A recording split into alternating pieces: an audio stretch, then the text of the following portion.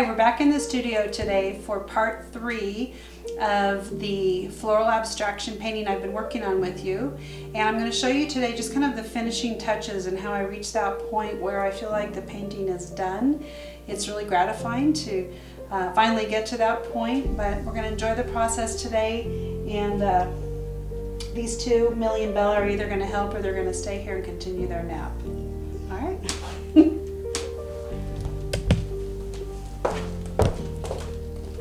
Hi, and welcome to the final stretch here with the floral abstraction. This part is challenging for me because I'm never quite sure when I'm finished with these. It's very easy to overwork these paintings, or any painting, I suppose. But I do need to get away from it. I was away from it all last night and came in with fresh eyes and looked at it today. And that really helps to look at the composition and see if there's some parts that are feeling out of balance or that just need to pop more, maybe an area that needs to be more interesting, or maybe something that needs to be played down. So when I look at this piece, there's still a little bit of lights and darks that I want to work on. And that whole concept of light and dark I think is so fascinating just in life in general, because the dark makes the light even more vibrant, and without the dark the light doesn't illuminate or isn't as exuberant. So I like that contrast, and so there's a few places in here that I'm going to go in with some of these flowers and give a little more contrast. And the best way that I like to do that is often go in with some white. So like this purplish flower right there, it's fine, but it could maybe be made a little more interesting. And especially now that the paint has dried, if I go in with a little more white and let some of that dark show through, it just makes it pop a little bit more. And it's that dance that I was doing yesterday, where I have some areas that are dark and some areas that are light, and it's kind of a back and forth. So I might want to kind of let that pop. This one over here is feeling a little dull to me, so I might kind of go in with the same thing. I could even throw a little bit of pink into it. It sure doesn't even have to be the same exact color or hue that I worked with yesterday. Things switch up. So I'm kind of looking for areas that perhaps feel a little flat, a little dull. Not that everything needs to be intense. I think there's really nice areas that can be a little more subdued and kind of fade away. I'm also looking for areas that perhaps are very similar in value. These two right here, I don't mind those, but they're not that exciting. So I think I'm gonna get my brush clean here and go in with, I don't even know if I have that color on my palette now. And I'm gonna give this guy here a little bit of life. Maybe take it down a little lighter perhaps than the flower that's underneath it. So I'm just kind of looking for areas like that perhaps look a little flat, a little dull. This main yellow flower is kind of my focal point, and I think I'm going to give it a little bit of pop, wake it up maybe a little bit. And again, if I do something that I don't like, I can go back and change it. I'm going to mellow that out a little bit with a little bit of an ochre yellow in some areas. Go back in with that white, perhaps make a little bit of that contrast. Now right now it's behind these other flowers. I could bring it right out on top of one if I want to. Maybe it's gonna kind of take on a little bigger form and go into that purple. And that's a little wet there, so I've got that a little muddy. That's okay, I'll go back and mess with that just a little bit. White's always, again, really helpful. The other thing that I look for at this point is if I have some edges that are too harsh. I don't want to have my eye be captivated by an edge or a line that's not deserving. And so that can be kind of softened. Sometimes we, I think, tell ourselves that we have to have everything be very kind of finite and perfectly shaped, but that's not really the case. We can soften edges.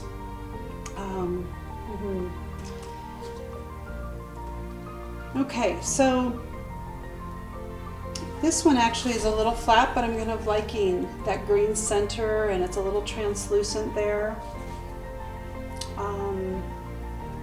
This one here is interesting. I kind of had cut the background and it's pulled into this, and in some ways I kind of like that weird odd shaped flower, but just for grins I think I'll go in and give that a little bit of life. I'm kind of changing the color here a bit. There we go. And again, I don't want it to be perfect. I'm trying not to have anything be too precise. I still want to be loose with my brush strokes and such. So you can see how you can kind of go a little nuts and keep working on this. And again, it's really good to get further away from these at points, so you're not seeing everything so closely. But one thing that I like to challenge myself on is making the four corners of my painting a little different. And a lot of these things I'm sharing with you, I've kind of got tips and pointers from my good friend Kelly Berger, kellybergerart.com. She is the artist extraordinaire who did the cover of my fiction books, my 3 fiction books.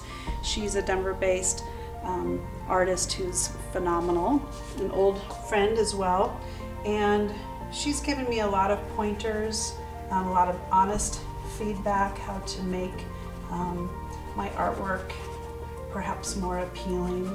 So anyway, that was one of the things that she had challenged me on. She said it's not a hard fast rule. I don't know if there's a lot in art that's hard fast, but she said, can you make your corners all a little different? So if I look at this, I've got this green and kind of this green. They're pretty, and I blended them from when I stopped the painting yesterday with you, or in the other video I should say.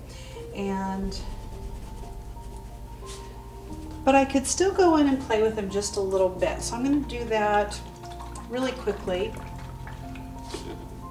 and show you what I mean. Let's see.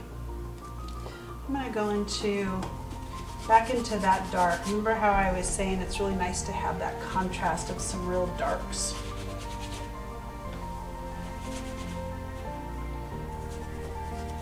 I'm going to give kind of a little more substance to down in here. I've got a little bit of purple I'm even adding in there, a little dramatic. And then I'm going to take my white. Now this is what's kind of fun, is to then go in with, that's pretty deep purple. I'm going to put one more bit up here. Whoops, a little runny up there.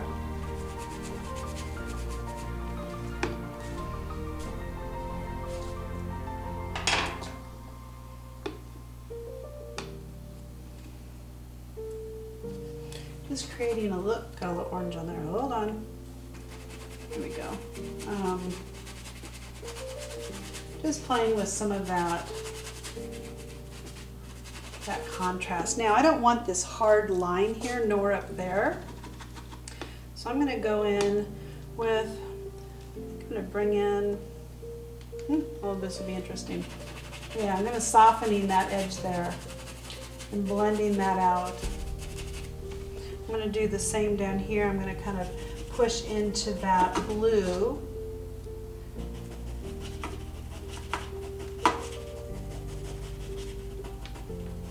And gonna kind of dance back into that green.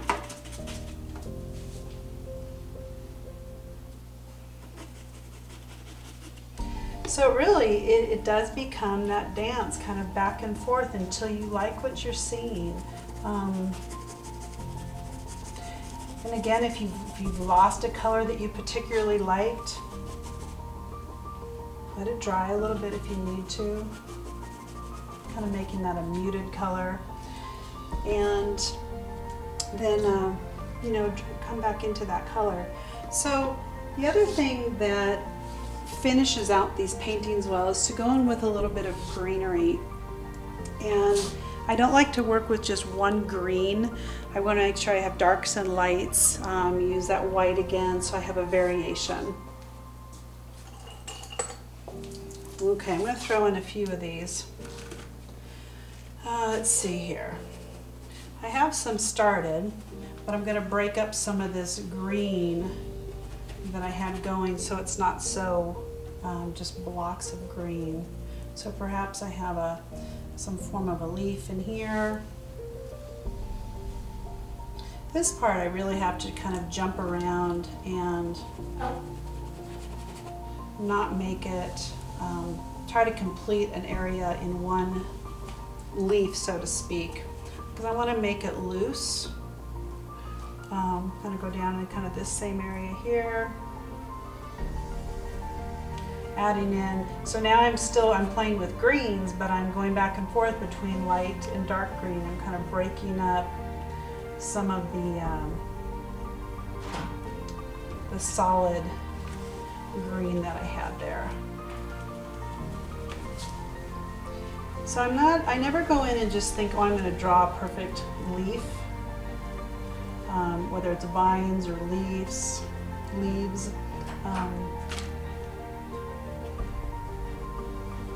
I might kind of take some off the sides. I'm painting quickly because I don't want to overthink this. I want them to go kind of different directions, different shapes. I could even add some blue into it.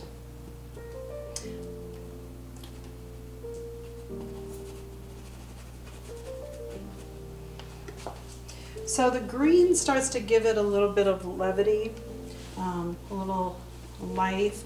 And I'll need to kind of step back from this, as I would encourage you to see, do you have some areas that are too dark? Do you need to have some emphasis of some other lights and darks? Okay. Now, you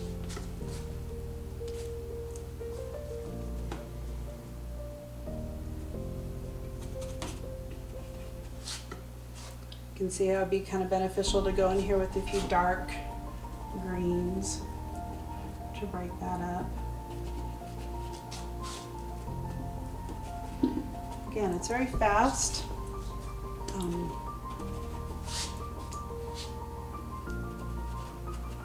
So I want to make sure I don't have everything going the same direction again or the same height. I'm going to take my eye off the canvas up there.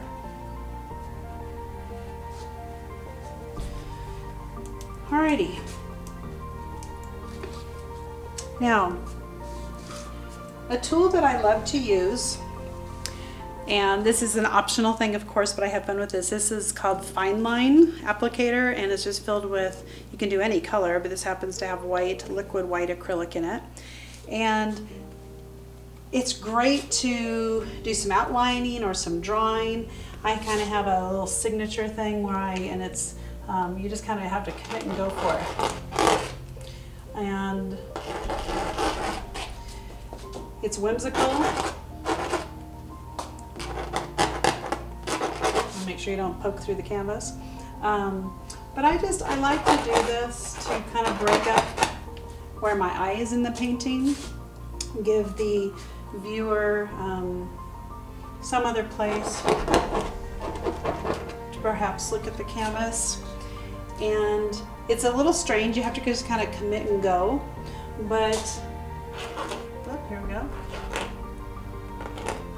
Let's clogs easily.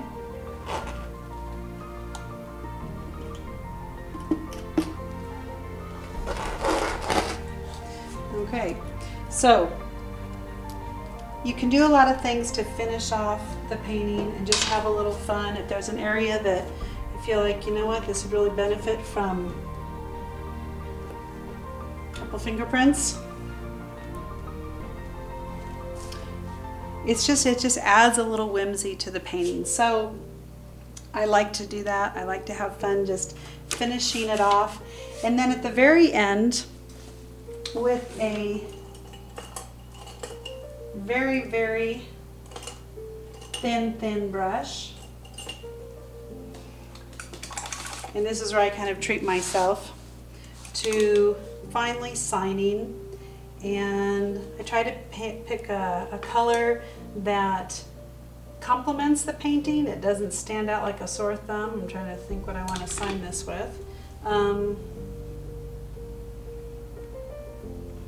Let's see here. Sometimes white's even really pretty to sign with. And the good thing about this, again, is if you sign it and you don't like how your signature looks, you can always kind of wipe it off and redo it. So I'm gonna go back in here and we'll see how this goes.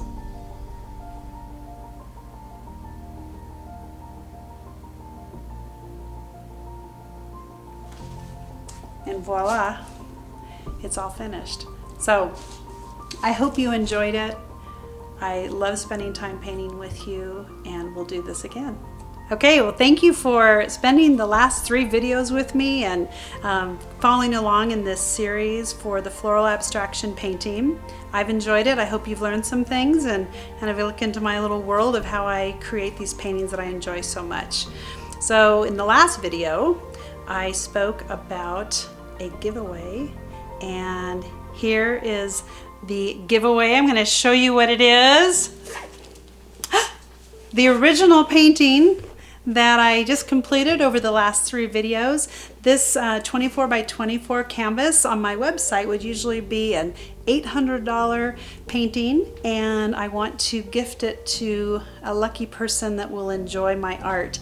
So on Instagram, you will be able to go on there if you follow me to get all the instructions on how to enter, and on the Painterly Life, my private Facebook group. If you go there and ask to join, I'll click you in, and the directions will be there as well. So don't forget to visit my website as well in the description below, and you can get a lot more information about me and see my other pieces. And if you've been painting along, or if you're going to do a floral abstraction of your own, I would love to see your work. So if you would direct message me or post your piece in the Painterly Life, it's kind of a group place where we put art up, I'd love to see it. So direct message me or tag me if you put yours up, and I'd love to see that. So again,